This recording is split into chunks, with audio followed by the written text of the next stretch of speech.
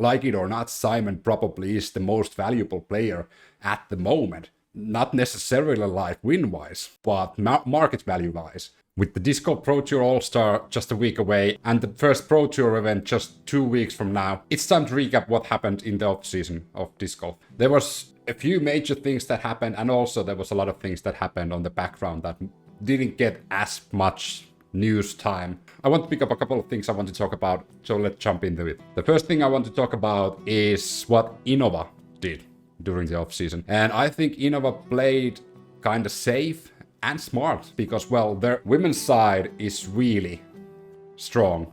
And they basically just extended every single female pro they had. Ons Cockins, Evelyn Salonen, Henna Blomroos, Kat Merge, Jennifer Allen, all of those. I think that was a smart thing to do because that side of their team is really strong. So make sure they don't leave and give them what they want. And also at the same time, they managed to keep Calvin Heimberg for at least 5 years, which is a big thing. Calvin's contract was going to expire late 2022, so Innova decided to just offer him 5 years, and Calvin decided to take it, which is a really smart thing to do because, well, Calvin doesn't need to learn new discs. He can just continue doing what he's been doing for the past 10 or so years. The next thing I want to talk about is what happened in Discmania.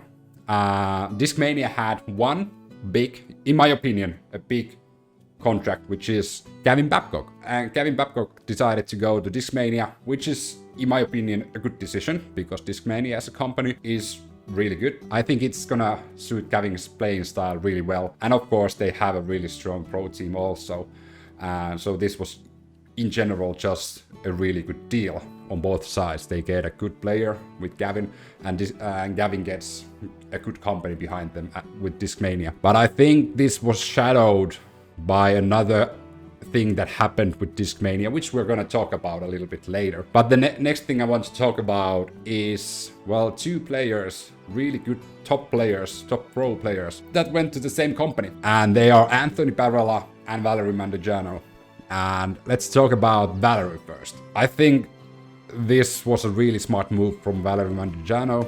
Well, of course, there's the point that Alexis is also playing in Discraft, and Discraft has a really strong elite team, especially now that they added Anthony Barela and Valerie Mandujano and a couple of more that I'm going to talk about. And I think this is going to be a good season for Valerie Mandujano.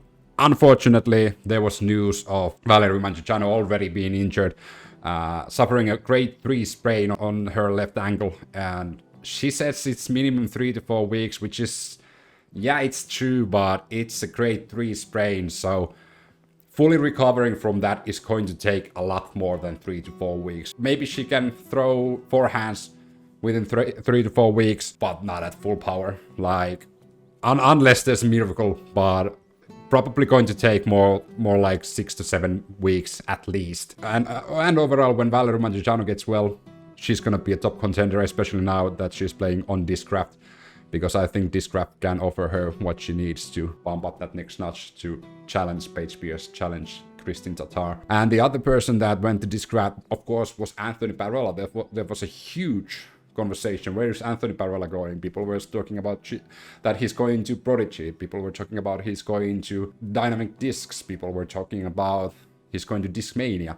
But overall, he went to Discraft, which again is a really smart move. And I think Anthony Barela, as a young man, will benefit a lot of going to Discraft, having Chris Dickerson there, having Paul Macbeth there, having Ezra and Brodie, also probably teaching him how to do a little bit more of social media side, because Anthony Barela hasn't done that much of social media, and I think that would be beneficial for him to do that a little bit more, because he's young and he has a long career ahead of him. So I think overall it was a good deal for Anthony to go to Discraft. I want to talk about Discraft also because their elite team just got bigger. Brodie Smith was pumped to the elite team, Corey Ellis, Ezra Aderhold, and Aaron Kosic.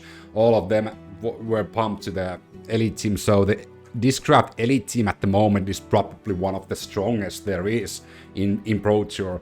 And I have to say that that's actually kind of terrifying to see the lineup they have on their elite team.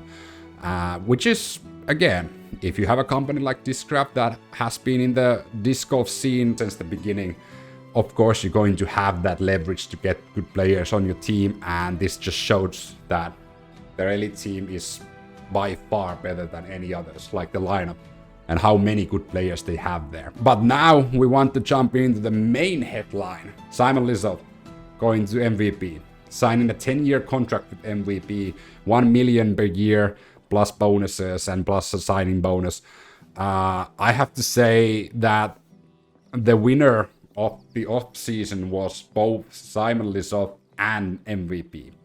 Simon Lizotte because, well, he basically secured his future for the next 10 years, and he can be a family man and also trying to advance in his career, like getting the first Disc Golf World Championship or getting the first overall Pro Tour win. MVP can offer so much to Simon, so I think Simon was a big winner on this, and also MVP, because before Simon got to MVP was not as popular amongst young players as, for example, Discmania or Brodie or even Innova Discraft.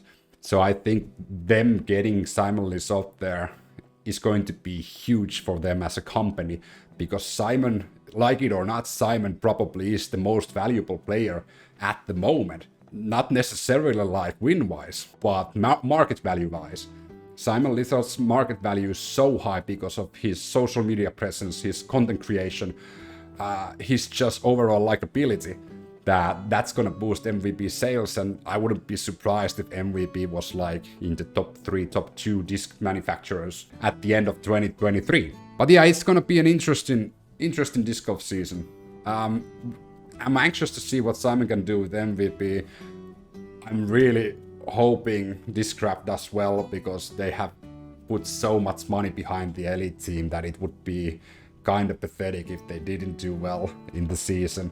And it's also just interesting to see, will the usual suspects be on top of the Pro Tour, or will there be new faces to come and challenge them like we saw last season, even though the usual suspects were at the end of the season on top, but there was a lot of new faces and people who, well, basically surprised everyone. Disc Golf Pro Tour All-Star is just a week away, and the Pro Tour start is 2 weeks away. Leave a comment down below what you're looking forward to the Disc Golf season 2023. Remember to subscribe, and as always, thanks for watching. See you guys in the next one.